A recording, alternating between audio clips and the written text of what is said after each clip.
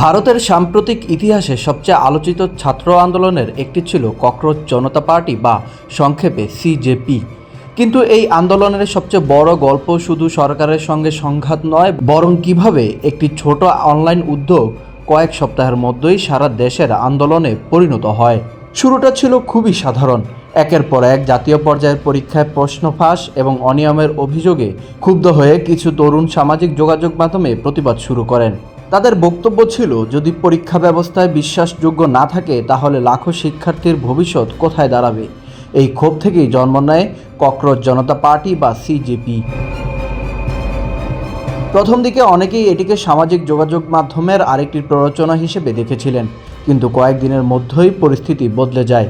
দিল্লি, মুম্বাই, বেঙ্গালুরু, পুনে এবং আরও অনেক শহরে হাজার হাজার শিক্ষার্থী রাস্তায় নেমে আসেন। আন্দোলনের দাবিও স্পষ্ট ছিল, প্রশ্ন ফাঁসে, নিরপেক্ষ তদন্ত, শিক্ষা ব্যবস্থার সংস্কার এবং কেন্দ্রীয় শিক্ষামন্ত্রীর পদত্যাগ। পরিস্থিতি আরও উত্তপ্ত হয় যখন সংসদমুখী মিছিলে পুলিশের সঙ্গে সংঘর্ষের ঘটনা ঘটে। টিয়ার গ্যাস, লাঠিচার্জ এবং আন্দোলনকারীদের আটক করার ছবি সামাজিক যোগাযোগ মাধ্যমে ব্যাপকভাবে ছড়িয়ে পড়ে। এরপর শুধু শিক্ষার্থীরাই নয়, অভিভাবক, শিক্ষক, চাকরিপ্রার্থী এবং সাধারণ নাগরিকেরাও এই আন্দোলনের প্রতি সমর্থন জানাতে শুরু করেন। এখানেই আসে সবচেয়ে গুরুত্বপূর্ণ পরিবর্তন। এনডিটিভি এর বিশ্লেষণ অনুযায়ী আন্দোলনটি ধীরে ধীরে তার প্রতিষ্ঠাতাদের নিয়ন্ত্রণের বাইরে ছড়িয়ে পড়ে। বিভিন্ন শহরে স্থানীয় মানুষ নিজেরাই কর্মসূচি আয়োজন করতে থাকেন। ফলে এটি আর শুধু কয়েকজন সংগঠকের আন্দোলন থাকেনি, বরং এটি বিস্তৃত জন আন্দোলনের রূপ নেয়। আন্দোলনের আরেকটি গুরুত্বপূর্ণ মুখ ছিল সোনাম ওয়াংচুক। তিনি শিক্ষার্থীদের দাবির প্রতি সংহতি জানিয়ে দীর্ঘ অনশন করেন। তার এই কর্মসূচি আন্দোলনকে আরও বেশি জাতীয় ও আন্তর্জাতিক মনোযোগ এনে দেয়। ক্রমবর্ধমান জনচাপের মুখে শেষ পর্যন্ত কেন্দ্রীয় শিক্ষামন্ত্রী ধর্মেন্দ্র প্রধান পদত্যাগ করেন।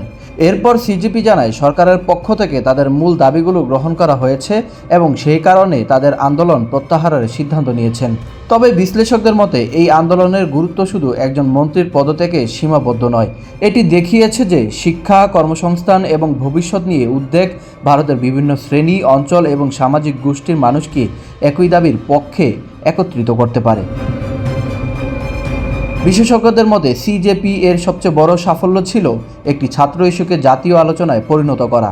শুরুতে এটি ছিল পরীক্ষায় স্বচ্ছতার দাবি, কিন্তু পরে সেটি জবাবদিহি, প্রশাসনিক সংস্কার এবং তরুণদের ভবিষ্যৎ নিয়ে বৃহত্তর বিতর্কে রূপ নেয়। সব মিলিয়ে ভারতের সিজেপি আন্দোলন দেখিয়ে দিয়েছে, যখন একটি ইস্যু কোটি কোটি তরুণের ভবিষ্যতের সঙ্গে জড়িয়ে যায়, তখন একটি ছোট প্রতিবাদও দ্রুত জাতীয় আন্দোলনে পরিণত হতে পারে। আর সেই কারণেই এই আন্দোলনকে অনেক বিশ্লেষক সাম্প্রতিক সময়ে ভারতের অন্যতম গুরুত্বপূর্ণ যুব আন্দোলন হিসেবে দেখছেন।